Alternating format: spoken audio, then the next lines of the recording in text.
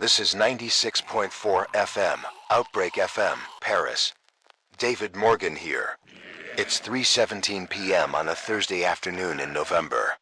The Eiffel Tower is visible from our broadcast studio in the 15th arrondissement. The Seine is flowing through the heart of the city. 2.2 million people are going about their lives in the most beautiful city in the world. Tourists are walking the Champs-Élysées. Parisians are sitting in cafes. The metro is carrying millions through underground tunnels beneath centuries of history. Except something happened 34 minutes ago that shattered everything. And I need everyone listening across Paris, across Ile-de-France, across anyone within range of this transmission, to understand that what I'm about to tell you is real. This is not a film shoot, even though Paris hosts hundreds of productions. This is not a terrorist drill, even though we've had too many real ones. This is not explainable through normal means. This is happening right now. In Paris. If you're hearing this broadcast for the first time, subscribe now to Outbreak FM so you don't miss further emergency transmissions. Sarah Chun just handed me the emergency alert. At 2:43 p.m., 34 minutes ago, Hôpital de la Petite Salpêtrière in the 13th arrondissement reported a code violet. Violent patient in emergency department.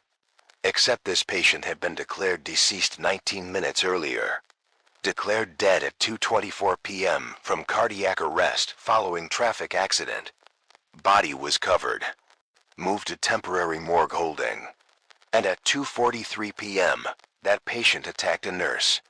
When hospital security responded, the patient exhibited impossible characteristics. No pain response. No reaction to pepper spray. No response to physical restraint. Just pure aggression. Biting. Attacking. Spreading blood. And here's where this becomes catastrophic. The nurse who was attacked started showing symptoms within 6 minutes. High fever. Violent behavior. Loss of speech. She attacked other medical staff. And now we're getting identical reports from Hôpital St. Louis in the 10th. From Hôpital Necker in the 15th, from Hôpital European Georges Pompidou in the 15th, from Hôpital Cochin in the 14th. Every major hospital in Paris proper, all reporting the same pattern within the same 60-minute window. I'm going to say this in the clearest French and English I can. Les morts reviennent. The dead are coming back. They're attacking the living. And the people who are attacked are transforming into the same thing within minutes. Je sais que ça semble fou. I know how insane that sounds. But I'm looking at reports from 9 different hospitals across Paris. I'm monitoring Police National radio traffic and its chaos. I'm watching social media explode with video footage from the Louvre, from Notre Dame, from Gare du Nord. This is not a hoax. This is not mass hysteria. Something is happening in Paris that violates every law of biology and medicine we understand. And we need to respond immediately because Paris is uniquely vulnerable to this kind of outbreak. 3:24 p.m. Sarah's monitoring Police National communications. The radio traffic is overwhelming. Every arrondissement is reporting violent disturbances. 1st arrondissement near the Louvre. 4th near Notre Dame. 7th near the Eiffel Tower. 8th on the Champs-Élysées. 9th near Opera Garnier. 16th in the wealthy western districts, 18th in Montmartre, 19th and 20th in the northeast. All 20 arrondissements reporting incidents. The Police National has approximately 27,000 officers in Paris and surrounding areas. Right now, every available unit is being mobilized. Every officer, every vehicle, every resource. And the calls are coming faster than response can handle. Here's the mathematical nightmare. Paris has 2.2 million people in 40 square miles. Population density of 55,000 people per square mile. That's twice as dense as Los Angeles. And Paris has unique vulnerability, the metro system. 300 stations. 214 kilometers of tunnels. 5.2 million riders daily. One infected person on a metro car with 200 passengers creates exponential spread in the time it takes to travel 3 stops. One infected person at Chatelet-les-Halles station, where 20,000 people pass per hour, creates catastrophic transmission. The density that makes Paris beautiful makes Paris lethally vulnerable to infectious outbreak. We're watching worst-case scenario unfold in real time beneath streets that have stood for 2,000 years. 3:31 p.m. The mayor's office just released their first statement. Sarah's reading it. La ville de Paris connaît plusieurs incidents isolés. Les services d'urgence répondent de manière appropriée. Il n'y a pas d'urgence de santé publique à ce moment. Les residents doivent rester calmes et éviter les zones affectées. The city of Paris is experiencing several isolated incidents. Emergency services are responding appropriately. There is no public health emergency at this time. Residents should remain calm and avoid affected areas. Incidents isolés, isolated incidents. That's the official narrative from Hotel de Ville. But from what we're seeing on police scanners, from the eyewitness reports flooding our switchboard, from videos being uploaded showing attacks in metro stations and on Boulevard Saint-Germain, this is not isolated. This is coordinated chaos spreading through the densest parts of one of the world's oldest cities. The mayor is either uninformed or deliberately minimizing to prevent panic. Either way, the guidance is inadequate and dangerous. Avoiding affected areas is impossible when affected areas are everywhere. Remaining calm when people are being attacked in metro tunnels beneath your feet is not rational advice. 3:38 p.m. We just got our first eyewitness call. His name is Julien. He's on line 1 of the metro somewhere between Louvre-Rivoli and Chatelet. The train stopped in the tunnel. Sarah's putting him on air. Julien, vous êtes en direct sur Outbreak FM. Tell us what's happening. We've been stuck here for 12 minutes. The conductor announced technical difficulties. But there's someone at the end of the car attacking people. I can see it. A woman. She's biting passengers. There's blood on the windows. People are screaming, trying to get away, but we're packed in. Maybe 150 people in this car. And she's moving toward us. Grabbing people. Biting their faces. Their necks. Sestlenfer. It's hell. The doors won't open. We're trapped underground. Please, quelqu'un doit nous aider. Someone has to help us. Sarah's trying to give him guidance, but what guidance exists? He's in a metro car, underground, stopped in tunnel between stations. Trapped with infected and 150 potential victims in enclosed space. There's no evacuation route. No emergency exit between stations. The doors are sealed. He's trapped. They're all trapped, and we're listening to them die. We can hear the screaming in background. We can hear panic. And then the call cuts off. Gone. Julien is gone. 150 people on that metro car are probably gone. That's the horror of underground outbreak. Enclosed. Inescapable. Infection spreads to 100% of trapped population in minutes. 3:46 p.m. Dr. Sophie Moreau from Hôpital de la Petite Salpêtrière is on the line. She's head of emergency medicine, 28 years of experience. She's treated victims of terrorist attacks, multi-casualty accidents. Every crisis Paris has faced in 3 decades. And Sarah can hear in her voice this is different. Dr. Moreau, vous êtes en direct. What can you tell us? This is Dr. Moreau. I need everyone listening to understand the nature of this pathogen with absolute clarity. We are facing 100% transmission rate through bite exposure, 100% fatality rate, 100% reanimation rate after clinical death. Transmission occurs through bites primarily, blood-to-blood contact through open wounds, possibly saliva contact with mucous membranes, though we're not certain. Infected individuals exhibit complete loss of higher cognitive function, extreme aggression, high fever exceeding 41 degrees Celsius, and total absence of pain response. They attack any uninfected person within proximity with apparent goal of biting and transmitting infection. Symptom onset is 4 to 10 minutes after exposure. Clinical death occurs 25 to 70 minutes post-infection. Reanimation occurs 1 to 3 minutes after cardiac arrest.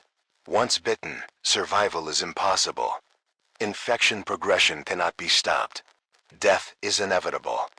After death, you will reanimate as infected and attack others. The only survival strategy is complete avoidance of exposure. If you are bitten, you will die. Isolate yourself immediately. Do not expose others. That is the only ethical choice remaining. Moreau Termin. 3/100%. Transmission. Fatality. Reanimation.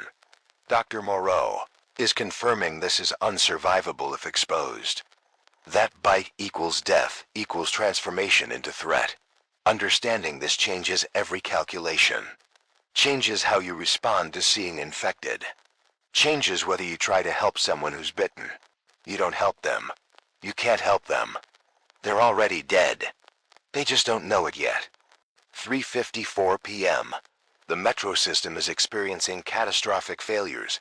Reports of attacks on multiple lines. Line 1 through central Paris. Line 4 from north to south. Line 7 to the northeast. Line 9 through western districts. Every major line reporting incidents. The RATP is attempting emergency shutdown, but you can't stop 214 kilometers of track and 300 stations instantly. Trains are still running, still moving, still transporting infected and victims through tunnel network beneath 2.2 million people. The metro that moves 5.2 million people daily is becoming infection distribution system. Every train is potential outbreak vector. Every station is potential contamination site. The circulatory system of Paris is killing the city. 4:09 p.m. Traffic above ground is becoming catastrophic. Every bridge across the Seine is gridlocked. Pont Neuf, Pont Alexandre III, Pont de l'Alma, Pont d'Iéna near the Eiffel Tower, all stopped. People heard about attacks. Made rational decision to evacuate. 2.2 million people trying to leave Paris simultaneously through limited exit routes. The Peripherique Ring Road is parking lot. A 86 motorway is blocked. Every route out of city center is jammed, cars abandoned. People walking, running. Panic spreading faster than infection. And infected are on the bridges too. People who were bitten, who got in cars to escape, who turned while stuck in traffic, who are now attacking other drivers trapped in gridlock. 4:17 p.m. The Louvre is lost. The most visited museum in the world, where 10 million tourists come annually, where the Mona Lisa hangs, where centuries of human artistic achievement are preserved. It's infected territory now. Multiple infected attacking visitors in the galleries. Panic causing stampedes through narrow corridors designed 400 years ago. People being crushed against barriers, being pushed downstairs, being attacked while trying to escape through exits that are too few and too small for modern crowd sizes. The Louvre is tomb. The videos on social media are heartbreaking. People running past priceless art, past sculptures that survived revolutions and wars. Running from threat that art cannot protect them from. Culture is meaningless when death is hunting you. 4:34 p.m. The Police Nationale is changing tactics. Commissioner Dubois just broadcast on all channels. A counter to Menkenang. Toutes les unités sont autorisées à utiliser la force létale contre les individus infects confirms. Effective immediately, all units are authorized to use lethal force against confirmed infected individuals. Standard use of force protocols are suspended. Infected subjects do not respond to verbal commands, less lethal options, or pain compliance. Firearms are the only effective response. Vises la tête, aim for the head. Center mass shots are ineffective. Infected continue attacking despite fatal wounds to torso. Only destruction of brain tissue stops infected aggression.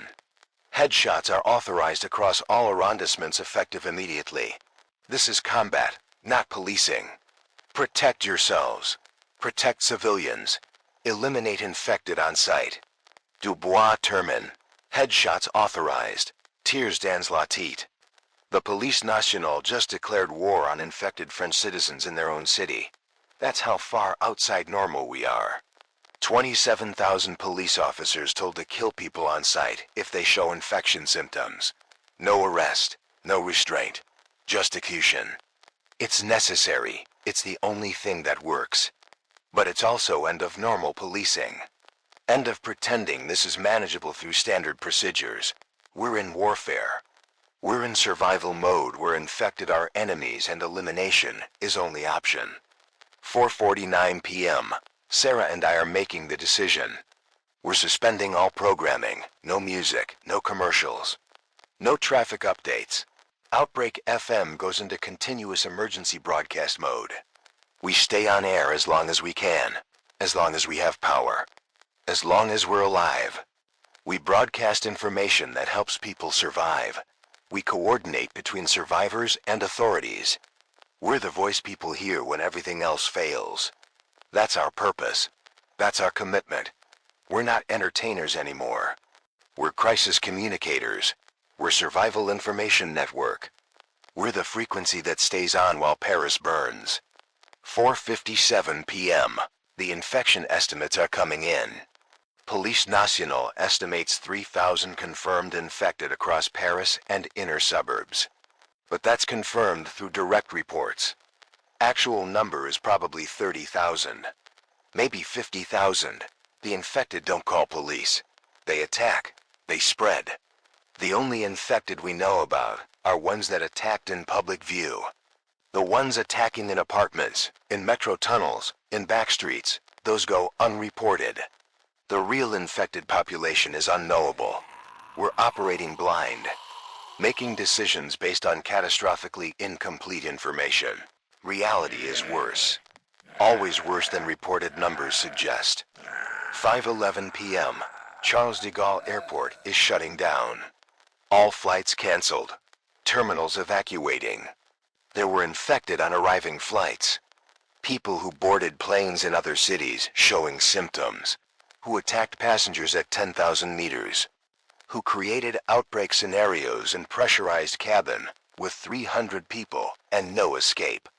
The planes that landed are quarantined on tarmacs. The planes preparing for departure are being emptied. CDG handles 70 million passengers per year.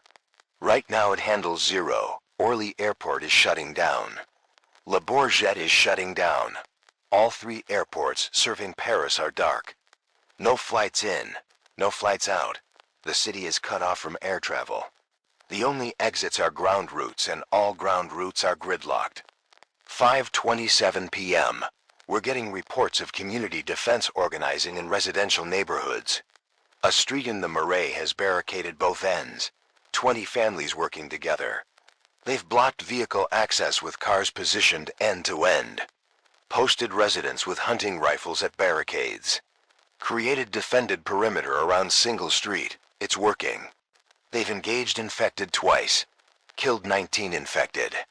0 casualties among defenders. They're proving organized groups can defend territory. That communities don't need to wait for police or military. They can protect themselves through coordination and force. Other neighborhoods are watching, learning, organizing their own defenses. Tribalism activating. Defend the in-group. Exclude the threat. Cooperate or die alone. 5:42 p.m. Notre Dame Cathedral is under siege. The 800-year-old cathedral that survived the French Revolution, 2 world wars, and the 2019 fire. Thousands of tourists and worshippers were inside when outbreak reached Isle de la Cite. Now infected are inside the cathedral, attacking people in the nave. In the towers, people are trapped on upper levels, climbing toward the bells, toward the roof, toward the gargoyles that have watched over Paris for centuries. The cathedral that represents faith and continuity and permanence is becoming slaughterhouse. The symbolism is devastating. If Notre Dame can fall, nothing is sacred, nothing is protected, nothing survives unchanged. 5:54 p.m. The Seine riverbanks are becoming mass casualty sites. The quays where Parisians walk and tourists photograph the river, where bouquinists sell books from green boxes, where lovers kiss on benches. All of it is killing ground now. Infected hunting along both banks, attacking anyone near the water. People are jumping into the Seine trying to escape, swimming, drowning. The current is carrying bodies downstream. Past the Louvre, past Notre Dame, past the Eiffel Tower. The river that has flowed through Paris for millennia is carrying the dead through the heart of the city. Paris is drowning in its own river. 6:11 p.m. The military is being mobilized. The president declared state of emergency 42 minutes ago. But deployment will take hours. Troops need to be recalled from bases outside Paris, equipped, briefed, transported into gridlocked city. Best case, we're looking at military presence on Paris streets at midnight. Worst case, tomorrow morning. We're on our own until then. No military support, no heavy weapons, no organized large-scale response. Just police nationale and civilians trying to survive exponential outbreak in densest parts of one of world's oldest cities with no playbook for the scenario. 6:27 p.m. The power grid is failing in some arrondissements. The 13th arrondissement just went dark. The 20th is losing power. Workers fled power stations. Too few personnel maintaining infrastructure. The grid requires constant monitoring, constant adjustment. Remove humans and systems fail. One system failing stresses others. Cascading failures throughout electrical network. Parts of Paris are going dark. And darkness means visibility drops. Means infected can't be seen until close. Means aiming headshots becomes impossible. Darkness favors infected. Night is coming in 3 hours. And night will be catastrophic. 6:42 p.m. The Eiffel Tower is still lit, still visible from our studio, still symbolic of Paris's strength and beauty. But below that iron tower, below that symbol, the city is falling. The 7th arrondissement is compromised. The 8th is fighting. The 1st is lost. The metro is contaminated. The hospitals are overwhelmed. The bridges are blocked. The airports are closed. Police are dying. Civilians are dying. Paris is collapsing. 2.2 million people fighting for survival. And we're broadcasting it, documenting it, trying to help people survive it. 6:54 p.m. Dr. Moreau is calling in again. She's updating infection timeline. Early cases took 10 minutes to show symptoms. Recent cases are symptomatic in 4 minutes. Early cases took 70 minutes to die. Recent cases are dying in 30 minutes. The pathogen is accelerating. Optimizing for faster transmission. The window from bite to reanimation is compressing. We're seeing bite to walking infected in under 40 minutes now. That's half the time we observed 2 hours ago. This means less time for victims to isolate, less time to warn others, less time to say goodbye. The infection is getting faster, more aggressive, more deadly every hour. Moreau, Terman. Faster infection means faster spread. The exponential curve is steepening. We're not just fighting current outbreak. We're fighting outbreak that gets worse every hour as pathogen optimizes. Time is enemy. Time makes infection deadlier. Makes spread faster. Makes survival harder. 7:11 p.m. The Champs-Élysées is lost. The most famous avenue in the world. Where 2 million people gather for Bastille Day. Where the Tour de France finishes. Where luxury brands showcase in historic buildings. It's infected territory now. Thousands of infected wandering from Arc de Triomphe to Place de la Concorde. The avenue that represents French grandeur and commercial success is hunting ground. The videos show infected walking past Louis Vuitton, past Cartier, past landmarks of wealth and culture, as if wealth means nothing when civilization collapses, as if culture can't protect you from biology. The Champs-Élysées dark. Is Paris dying? Is France mourning? Is Western civilization questioning its permanence? 7:27 p.m. Sarah just got word about her cousin. He lives in the 11th arrondissement. He's barricaded in his apartment building with neighbors. 12 people. 4th floor. They have some food, some water, one hunting rifle. They're organized but scared. They're safe for now. Sarah's relieved. She's been maintaining composure while terrified for family. Now she knows he's alive, defended, has community support. She's crying but still working, still monitoring communications, still coordinating information. That's dedication. Choosing to help strangers while family is in danger. 7:42 p.m. The bridges are death traps. Pont Neuf is completely blocked with abandoned cars and bodies. Same with Pont Royal, Pont de la Concorde, Pont d'Austerlitz. All impassable. People tried to flee across Seine, got stuck in gridlock, got attacked, got infected. Now the bridges that connect Paris across the river are barriers. No escape from left bank to right bank. No escape from center to suburbs. The arrondissements are isolated, each fighting its own battle. 7:54 p.m. Sunset in 19 minutes. Darkness is coming. First night begins, and night makes everything worse. Visibility drops to nearly zero in areas without power. Infected are just as dangerous in dark, but humans can't see threats, can't avoid, can't aim, can't fight effectively.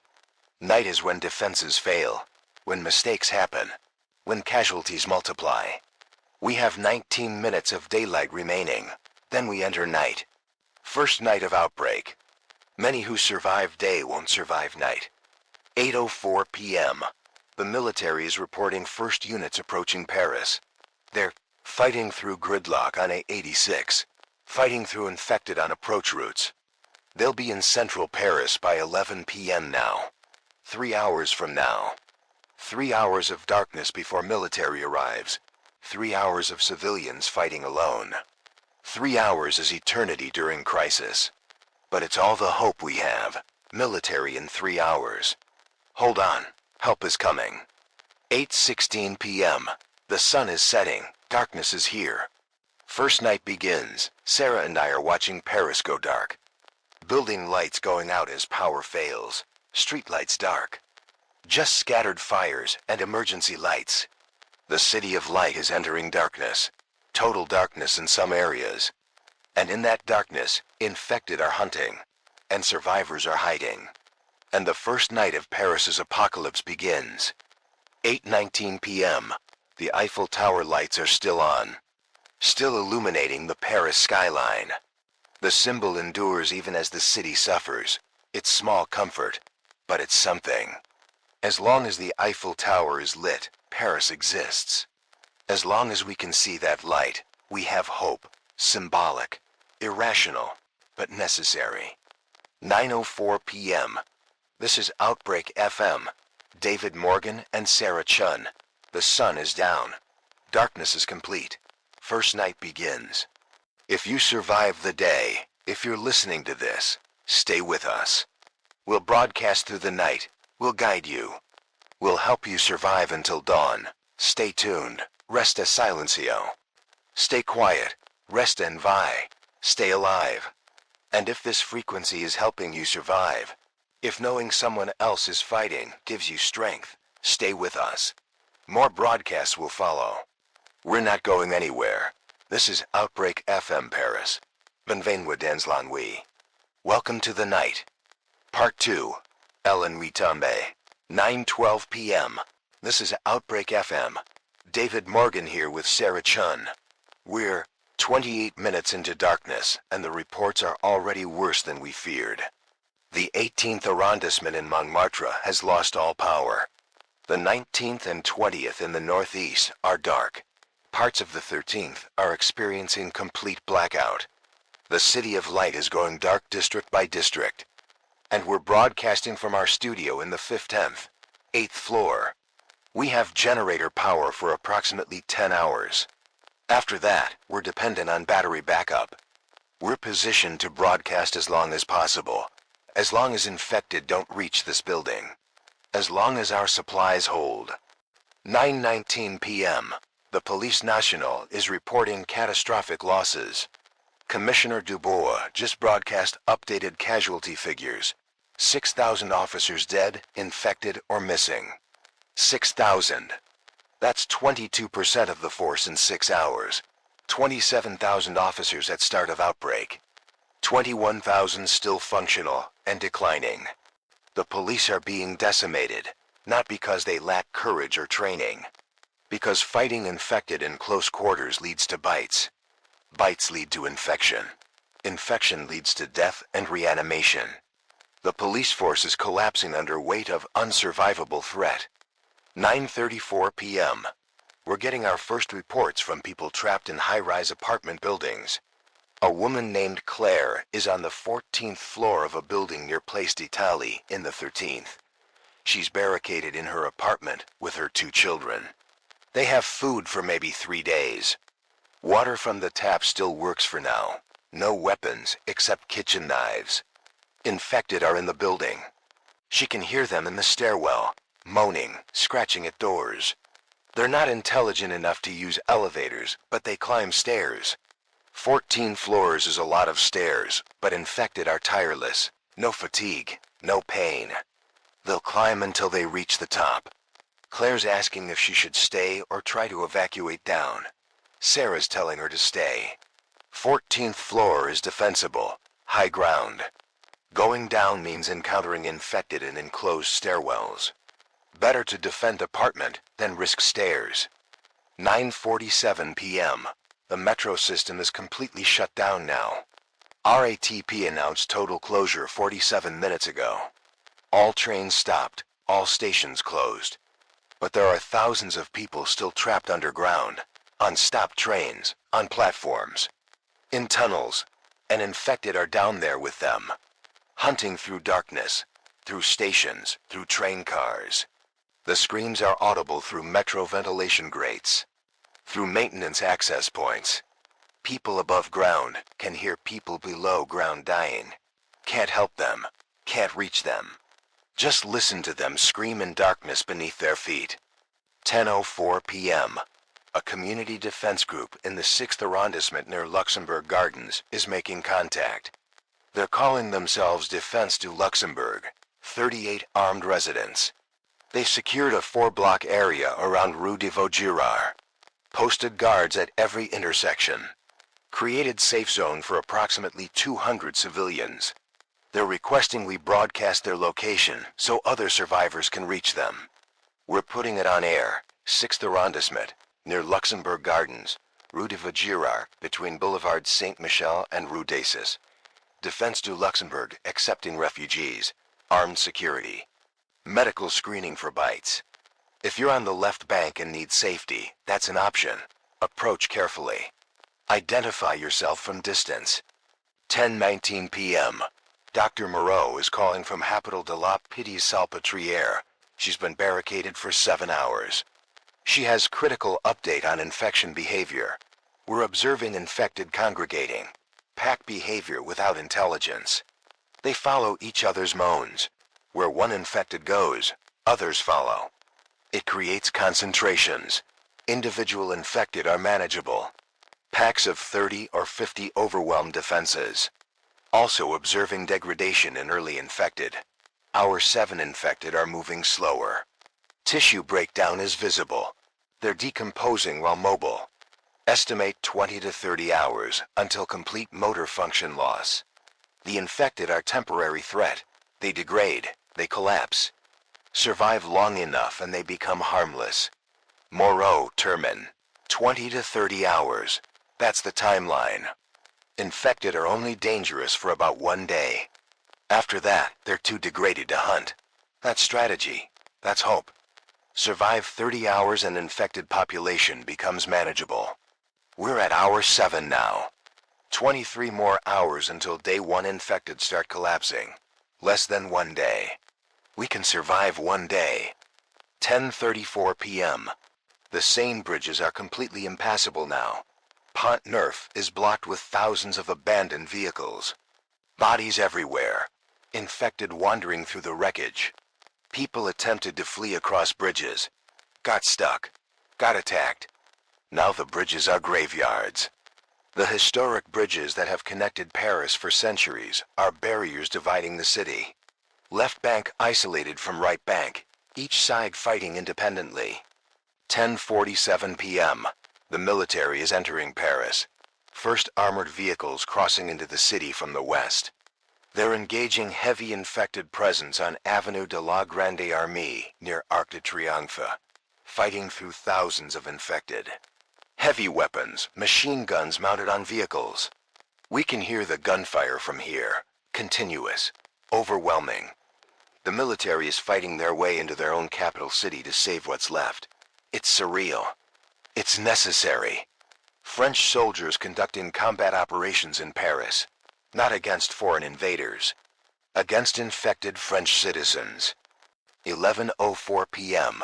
We're 2 hours from midnight. 2 hours from day 2.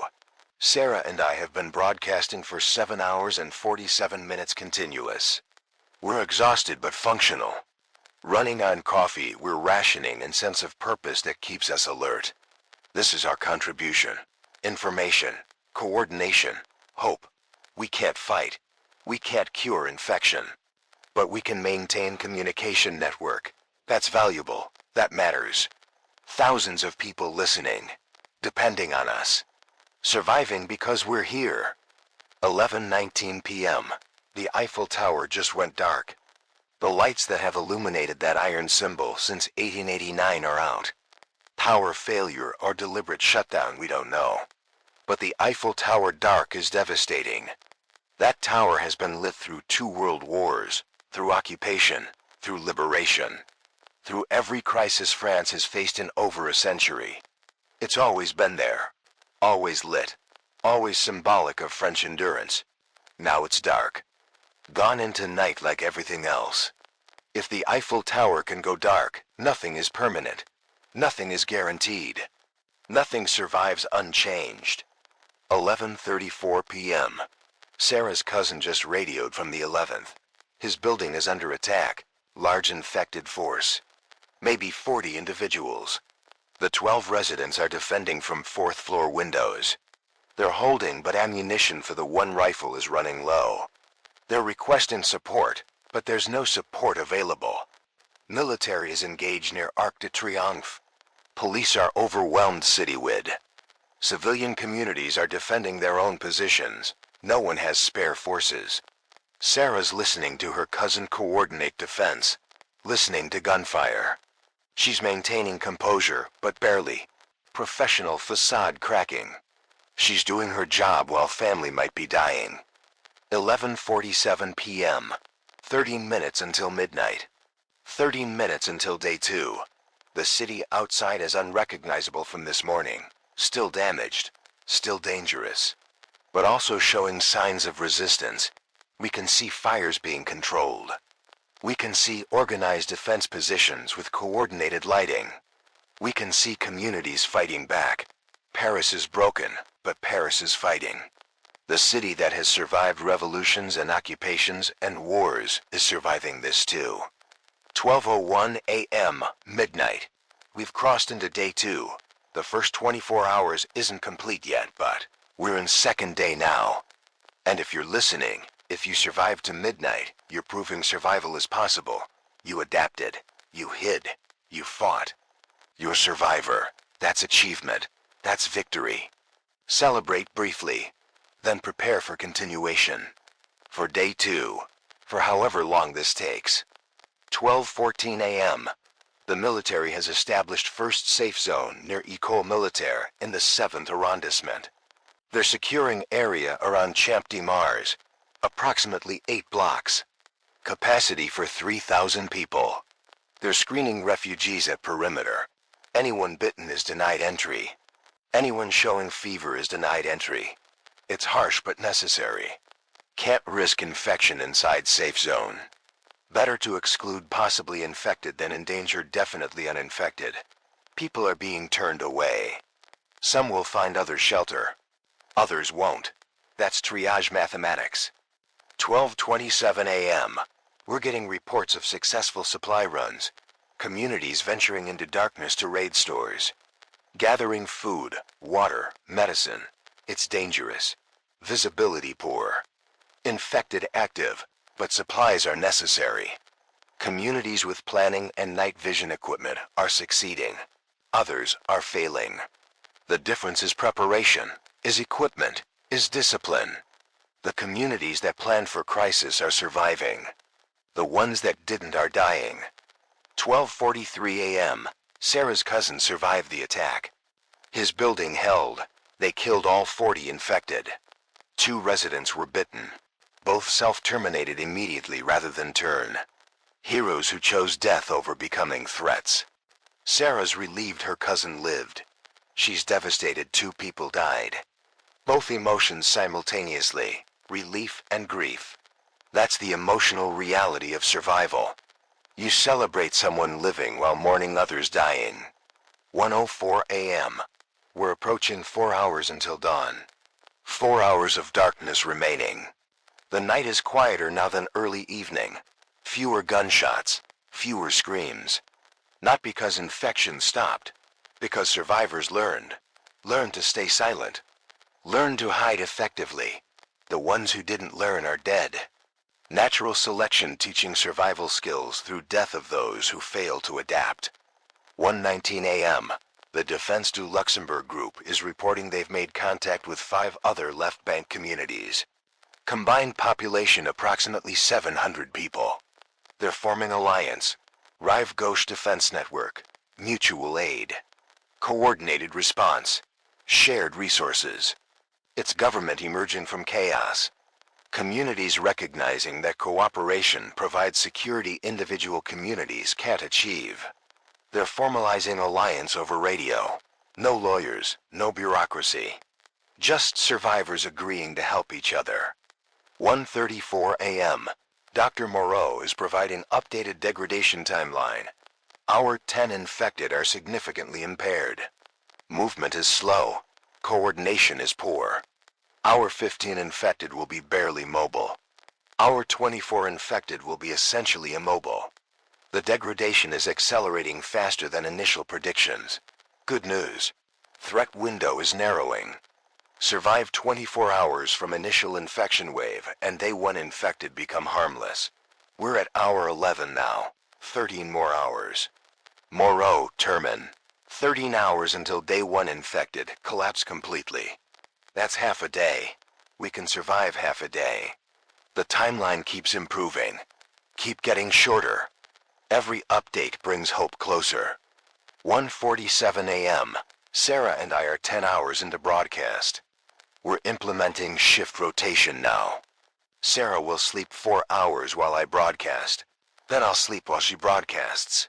Sustainable schedule. We can maintain this indefinitely. This is marathon. We pace ourselves. We rest when possible.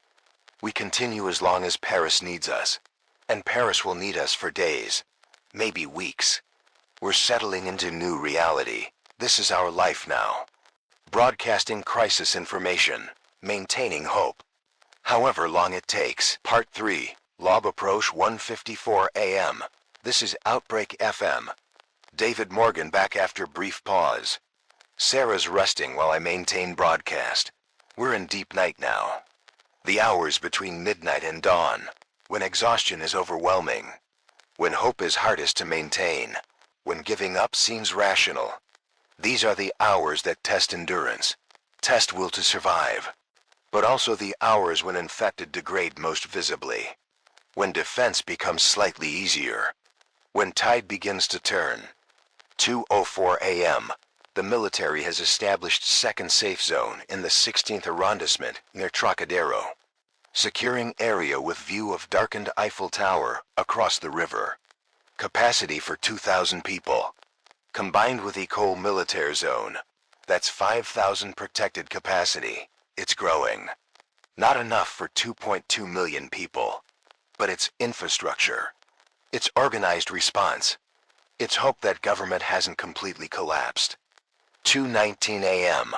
We're receiving disturbing reports about infected entering apartment buildings through broken windows and unsecured doors. People fled without securing buildings. Infected are wandering inside, climbing stairs. Finding survivors who thought locked apartment doors were enough. But if building entrance isn't secured, infected get inside. Then it's just time before they find occupied apartments. Communities and apartment buildings need lobby security, need building-level defense. Individual locks aren't sufficient. 2:34 a.m. A high-rise near Gare de Lyon is reporting infected reached 20th floor after climbing for hours. Building has residents on floors 20 through 35. 15 floors of occupied apartments above 20 floors of infected controlled territory. Residents are organizing defense at 20th floor landing, barricading stairwell, preparing for vertical warfare. It's new defensive paradigm for city of high-rises. 2:47 a.m. We're 3 hours from dawn. 3 hours until daylight returns. 3 hours until visibility improves. The eastern sky is showing faint pre-dawn glow, not sunrise yet, but promise of sunrise. Promise that night ends. People need that promise. Need to know darkness is temporary, that morning comes. 3 hours, finite time frame. Survivable duration. 3:04 a.m. The Rive Gauche Defense Network is conducting coordinated patrol. 15 armed individuals from 3 communities, sweeping Latin Quarter. Clearing infected from university area. They've killed 27 infected in 90 minutes. 0 casualties among patrol. Professional execution by civilians who learned military tactics through necessity and observation. They're proving organized groups can conduct offensive operations even at night. 3:19 a.m. Dr. Moreau is broadcasting critical update. Our 13 infected are shambling, barely mobile. Tissue decomposition advanced. Our 18 infected will be immobile. Our 24 infected will be dead tissue, not reanimated. Actually dead. The pathogen can only sustain motor function for approximately 1 day. After that, complete system failure. This is definite endpoint for each infected individual. 24 hours from infection. After that, they're just corpses. Moreau, Terman. 24 hours, 1 day. That's how long each infected remains dangerous. Then they're gone. They're no longer part of threat calculation. Communities can track infected by time infected. Can know exactly when each wave becomes harmless. It's information advantage that makes defense infinitely easier. 3:34 a.m. Sarah's awake after 4 hours rest. First sleep in 11 hours. She's updating me on what I might have missed. Nothing major. The city continues fighting. Continues surviving. Continues adapting. The apocalypse is becoming routine. Horror is normalizing. That's human adaptation. We can normalize anything if we survive it long enough. 3:47 a.m. 2 hours 13 minutes until dawn. The sky is definitely lighter now. Still dark, but not pitch black. We can see building silhouettes, can distinguish structures. The city is emerging from darkness, and with light comes visibility. Comes ability to see threats. Comes safety through information. We're approaching dawn. Approaching survival of first night. Those who made it this far prove they can endure worst night in Paris history. 4:04 a.m. The military is announcing third safe zone will be operational near Place de la République by dawn. They're moving forces from Trocadero, expanding coverage, creating more protected space. Republic Zone will have capacity for 4,000. Combined capacity, 9,000 protected civilians by sunrise. It's substantial, still inadequate for city of 2 million. But it's growing, more zones planned. The network is expanding. 4:19 m. We're receiving reports that some infected are returning to familiar locations, homes, workplaces. It's residual behavior, muscle memory without consciousness. They're not capable of purposeful action, just following ingrained patterns. Dangerous for survivors sheltering in homes of people who became infected. Original residents might return as infected. Caution advised. 4:34 a.m. 1 hour 26 minutes until dawn. Sarah and I are 11 hours into broadcast. We're exhausted beyond description. Functioning on adrenaline and purpose. Coffee is gone. We're drinking water. Forcing ourselves alert. Because thousands are listening. depending on us. Surviving because we provide information. That's worth staying awake for. 4:47 a.m. The Defense du Luxembourg is reporting successful defense through the night. All 6 Alliance communities survived without casualties. 0. That's incredible. 6 communities, 700 people. All survived night without single loss. Night 1 saw 40% casualties in similar communities. Night 2 sees 0. The difference is knowledge, is preparation, is tactics learned from day 1. 5:04 a.m. 43 minutes until dawn. We're in pre-dawn twilight now. Eastern sky is orange and pink. Beautiful. First beautiful thing since sunset yesterday. First reminder that beauty persists. That world continues. That sunrise happens regardless of human catastrophe. The sun rises whether Paris survives or dies. That's comforting and terrifying. Comforting because it means continuity. Terrifying because it means indifference. 5:19 a.m. We're getting reports that early infected are collapsing. Our 16 infected can barely stand. Our 18 infected are on ground unable to rise. The degradation Dr. Moreau predicted is happening, visible, measurable. The threat is literally collapsing on schedule. Each hour makes infected less dangerous. Each hour brings us closer to safety. 5:34 a.m. The military-placed La Republic Zone is operational. Capacity 4,000. Combined safe zones now protect 9,000 civilians. The network covers left bank and right bank. Provides options across the city. Not everyone can reach zones, but options exist. That's progress. That's organized response working. 5:47 a.m. 13 minutes until sunrise. Dawn is breaking. The sun is cresting eastern horizon. Light is spreading across Paris.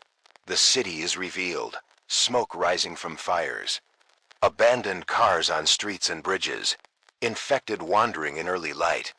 But also survivors emerging from defended positions. From hiding, from safety of night survived. They made it. We made it. First night complete. 6 a.m. Sunrise. The sun is up. Daylight has returned. Paris is visible. Damaged. Dangerous, but alive. Still functioning in reduced capacity. Still fighting. Still refusing to die.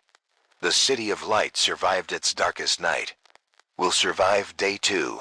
We'll survive however long recovery takes. 6:14 a.m. Sarah's monitoring casualty estimates from military command. They're projecting 800,000 dead or infected across Paris and inner suburbs. 800,000 from 2.2 million population. 36% casualty rate in 16 hours. Catastrophic, but 64% survived. 1.4 million people still alive. Still human, still fighting. Majority survived. 6:27 a.m. The infected population is estimated at 150,000 now. Down from 800,000 casualties because many died permanently. Degraded beyond pathogen animation. The threat is shrinking. 250,000 infected at peak. 150,000 now. 40% reduction through natural degradation. Tomorrow it'll be half of today. Day 3, quarter. The mathematics work in our favor exponentially. 6:43 a.m. We're receiving reports of successful dawn supply runs across arrondissements. Communities raiding grocery stores, pharmacies, hardware stores. Returning with weeks of supplies. Dawn provides optimal conditions. Infected visible. Sluggish from degradation. Traffic clear.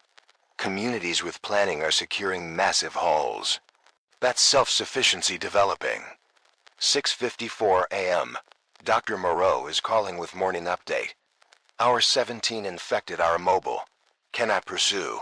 Cannot attack. Our 20 infected will be dead tissue. The day 1 infected wave is ending. By noon today, all infected from initial outbreak will be harmless. Only day 2 infections remain dangerous. And they're degrading on same timeline. Within 48 hours, Both waves will be neutralized. The crisis has defined endpoint. 2 days, survive 2 days and threat is eliminated. Moreau, Termin. 2 days, 48 hours. That's timeline to complete safety from existing infected. We're past day 1 already. 1 more day until all infected are harmless. 1 day. We can survive 1 day. 7:11 a.m. The Eiffel Tower is visible in daylight. Still standing, still iconic.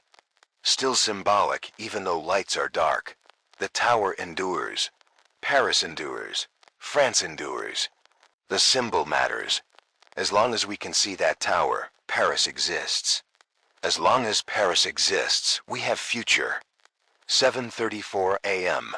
Communities across Paris are reporting 0 overnight casualties in many defended positions. The Marais Defense Group, the Luxembourg Network, multiple 16th arrondissement communities, all survived night without losses. The learning curve is working. Communities that adapted are surviving. The death rate is plummeting as knowledge spreads. 7:52 m. The military is announcing major clearing operation. They're planning to secure all of Central Paris by end of day 2. Systematic arrondissement by arrondissement clearing. Killing degraded infected. Securing territory. Creating large safe zone encompassing historic city center. It's ambitious. It's achievable with degraded infected. The military can clear hundreds per hour when infected can barely move. 8:14 a.m. We're approaching 18 hours since outbreak began. 18 hours since patient 0 at Paris-Salpêtrière. We survived. 1.4 million people survived. First night survived. First dawn witnessed. The worst is behind us. Not over, but behind us. From here, every hour is easier. Every day is safer. That's hope grounded in biology. 8:34 a.m. Sarah and I are 13 hours into broadcast. We're taking real rest now. 4-hour shifts. Sustainable long term. We can do this for weeks if necessary. This is our life. Broadcasting. Coordinating. Maintaining hope. However long Paris needs us. 8:52 a.m. Communities are beginning long-term planning discussions. Not just survival. Rebuilding. What does Paris look like after crisis? How do we restore Metro? How do we rebuild? These are good questions, hopeful questions. Questions that assume future exists. That rebuilding is possible. That belief creates motivation. Motivation creates action. 9:11 a.m. This is Outbreak FM. David Morgan and Sarah Chen. We're entering day 2 with hope, with organization, with determination. Paris survived first night. We'll survive day 2. We'll survive however long it takes. To everyone listening, everyone who fought through night, merci. Thank you. You saved Paris. Not government, not military, you, communities organizing. People helping people, that's what saved Paris. Stay alive. Stay strong. Restez humains. Stay human. More broadcasts will follow. This is Outbreak FM, Paris. Day 2 continues. Part 4. Le jour s'est leave 24 hours complete. 9:19 a.m. This is Outbreak FM. David Morgan here. Sarah's resting after 4-hour shift. I'm back on air for morning session. We're approaching hour 19 since outbreak began. The sun is climbing over Paris. Day 2 is well underway. And everyone listening right now proved survival is possible. You endured the darkest night in this city's 2,000-year history. That's achievement worth recognizing. You're not victims. You're survivors. That distinction matters. 9:27 a.m. The military safe zones have grown to 12,000 protected capacity across 4 locations. École Militaire in the 7th, Trocadero in the 16th, Place de la République in the 3rd and 11th, and newly operational, Gare de l'Est in the 10th. Hundreds arriving every hour. Families walking from defended positions. Individuals who survived alone. Communities who decided military protection is preferable to independent defense. The zones are overcrowded but functional. Food is rationed. Water is limited. But everyone inside is protected by soldiers with heavy weapons. 9:42 m. We're receiving reports that infected are degrading dramatically now. Our 19 infected can barely move. They're standing motionless or sitting on ground. Some are lying down, unable to rise. The tissue breakdown is visible even from distance. They're rotting while technically alive. The smell in areas with high infected concentration is overwhelming.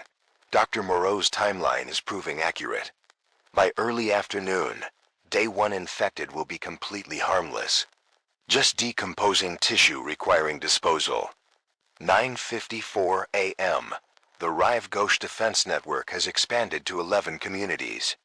Combined population approximately 1,300 people. They're establishing formal governance. Writing charter. Creating rules. Defining rights and obligations. It's government forming from voluntary association. From recognition that coordination requires structure. They're building institutions in real time during ongoing crisis. That's humanity's response to chaos. We organize, we create order. We build systems that help us survive together. 10:11 a.m. Sarah's cousin is reporting from the 11th arrondissement. His building survived second night. The 12 residents maintained watch. Stayed silent. No attacks. No incidents. That's significant. Night 2 was quieter than night 1 because infected degraded and defenders learned. If pattern continues, night 3 will be even safer. Eventually, nights become routine. Infected too weak to threaten. Defenses too strong to breach. 10:27 a.m. The Police Nationale is conducting systematic clearing operations across the Marais. Teams moving building to building, killing degraded infected, securing structures, marking cleared buildings with spray paint. Vert means cleared and safe. Rouge means infected inside. Jaune means uncertain. They're creating visual map of what's safe and what's not. Other communities are adopting same system, creating shared language. Information infrastructure through physical marking. 10:43 a.m. We're getting reports of human conflict. Raiders attacking defended communities, trying to steal supplies. Several communities repelled raids, killed attackers. But raiders are learning, getting smarter, more dangerous. This is new threat. Not infected, human predators. Possibly more dangerous because they're intelligent. They plan, they coordinate. Communities need security against human threats as well as infected threats. 10:54 a.m. Dr. Moreau is broadcasting major update. Our 20 infected are completely immobile, cannot move, cannot attack, cannot spread infection. They are effectively dead even though pathogen maintains minimal tissue animation. Our 24 infected will show zero activity. Actual clinical death. The day 1 wave is over. Finished. Only day 2 infections from yesterday evening remain dangerous. And they're at hour 16 now, degrading rapidly. By midnight tonight, both waves will be neutralized. The crisis from initial outbreak ends at midnight. After that, only new infections extend timeline. Stop new bites and crisis is over. Moreau termin. Midnight tonight. That's endpoint for existing infected. All day 1 and day 2 infected will be harmless by midnight. That's 18 hours from now. Less than 1 day. We survived the hard part. Now we just maintain defenses 18 more hours. Then threat is eliminated. Then recovery truly begins. 11:11 a.m. The military is announcing they've cleared the first arrondissement completely. All infected killed or confirmed immobile. The historic center, including Louvre perimeter, is secured. They're establishing large safe zone. 20-block area. Capacity for 8,000 people. The first arrondissement that was lost yesterday is reclaimed today. That's symbolic victory. That's Paris taking back its heart. 11:27 a.m. Communities across Paris are coordinating through radio network, sharing intelligence, trading supplies, organizing mutual support. The survivor network is sophisticated now, hierarchical, organized, communities forming alliances, alliances forming federations. It's bottom-up governance, voluntary, democratic, emerging naturally from need and cooperation. 11:43 a.m. We're receiving philosophical questions from listeners. One asks, when does this become history instead of crisis? When do we transition from surviving to remembering? Sarah's answering, crisis becomes history when immediate threat ends. When we stop fighting to stay alive and start processing what happened. For infected threat, that's midnight tonight. For trauma, that's years, maybe decades. We'll remember this forever. The question is whether we learn from it, whether we build better systems, whether we honor the dead by creating future they'd want for us. That's how crisis becomes history. Through learning and building and honoring. Its profound answer, the infected crisis ends tonight. The psychological crisis continues indefinitely. We'll carry this trauma, use it, learn from it, or be broken by it. Choice is ours. 12:04 p.m. We're approaching hour 22. 2 hours until 24-hour mark. Sarah and I are discussing what that milestone means. One full day since outbreak started. One complete Earth rotation. One sunrise to next sunrise. We survived. Not everyone. We lost 800,000 people. 36% of population. That's grief that will define Paris for generations. But 1.4 million survived. 64%. Majority of city is still alive. Still capable of rebuilding. 12:19 p.m. The infected population is estimated at 70,000 now. Down from 150,000 this morning. Nearly half degraded to complete immobility in 6 hours. Tomorrow it'll be near zero. The mathematics of degradation are exponential in our favor. The threat is disappearing on predictable schedule. 12:34 p.m. Communities are beginning to discuss long-term reconstruction. Do we rebuild metro? Do we restore high-density housing? Do we maintain Paris as it was or reimagine? These are tomorrow's questions, but people are asking them today. That's healthy, that's hopeful. Means they believe there is tomorrow. Believe rebuilding is possible. 12:47 p.m. The Eiffel Tower is still dark, but still standing. Engineers are assessing whether power can be restored. Whether the symbol can be lit again. It matters psychologically. The tower lit would signal that Paris is recovering. That normalcy is returning. That the City of Light reclaims its name. 1:04 p.m. Sarah's monitoring social media. International response is massive. Countries sending aid. Medical supplies, food, military advisors. Ships are en route to Le Havre. Planes will land at military air bases when civilian airports are cleared. Help is coming, not today, but soon, within days. The world is helping Paris recover. 1:19 p.m. We're receiving reports that some communities are holding memorial services, honoring the dead, remembering the lost, reading names. It's important. Grief needs expression. Loss needs acknowledgement. The dead deserve to be remembered as people, not as statistics, not as casualties. As individuals with names and lives and families who love them. 1:34 p.m. 43 minutes until hour 24. We're preparing final remarks for first 24 hours completion. Sarah's writing. I'm monitoring communications. Both exhausted, both traumatized, both grateful to be alive, both committed to continuing. This is our purpose. Information, coordination, hope. We provide those things however long Paris needs us. 1:47 p.m. 30 minutes until hour 24. Reports coming in from across city. Military has 5 safe zones operational. 24,000 capacity. Police consolidated to defensive strongholds. 21,000 officers functional. Civilian defense networks number in hundreds.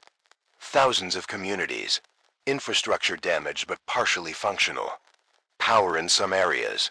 Water in some areas. Communication's working. Paris is broken, but communicating. Communicating enables coordination. Coordination enables survival. 2:04 p.m., 30 minutes until hour 24. The city outside looks different than yesterday. Still damaged. Still dangerous, but organized. We can see people moving carefully. Communities defending visibly. Fires controlled. Order emerging from chaos. Paris is broken, but Paris is fighting. And Paris is winning. 2:11 p.m., 6 minutes until hour 24. Sarah and I are looking at each other. No words necessary. We've broadcast together for 16 hours. Then partners in documenting worst day in Paris history. We're bonded through shared trauma. Through shared purpose. Through shared survival. We'll remember this forever. What we witnessed. What we helped prevent. What we contributed. 2:17 p.m. This is Outbreak FM. David Morgan and Sarah Chun. It's 2:17 p.m. We're 1 minute from hour 24. 1 minute from completing first full day since Outbreak began. Stand by. 3:17 p.m. It's done. 24 hours complete. From 2:43 p.m. yesterday, when Hôpital de la Pitié-Salpêtrière reported first incident to now. 24 hours since patient 0 reanimated. 24 hours since the dead started walking in Paris. We survived. 1.4 million people survived. The first 24 hours is complete. The crisis continues. 70,000 infected remain dangerous until midnight. Communities still need to defend. People still need to fight. But we proved survival is possible. We proved humans adapt faster than infection spreads. We proved Paris endures.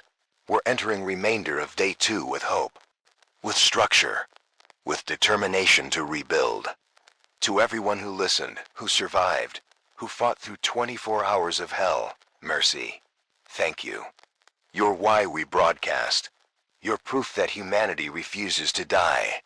You're evidence that 2.2 million individual survival decisions add up to collective survival of city itself. You saved Paris. Not government. Not military. You, communities organizing. People helping people. We'll continue broadcasting through day 2, through week 1, through however long Paris needs us. We're not stopping. This is our purpose. Information, coordination, hope. We'll provide those until crisis ends. The first 24 hours is complete. Day 2 continues. Recovery begins. And we're building future together. Every community defending. Every alliance coordinating. Every person surviving. That's rebuilding. That's Paris refusing to die. Restez vie, stay alive. Restez forts, stay strong. Restez humane, stay human. This is Outbreak FM, Paris, Cartervank Seas Point Cotter FM, the voice of survival. The voice that never stops. The voice of 1.4 million people who endured hell and came out fighting. Welcome to the rest of day 2. Welcome to recovery. Welcome to whatever comes next. Nous sommes prêts. We're ready. Êtes-vous prêts? Are you ready? Vive Paris. Vive la France. Vive l'humanité. Long live Paris. Long live France. Long live humanity.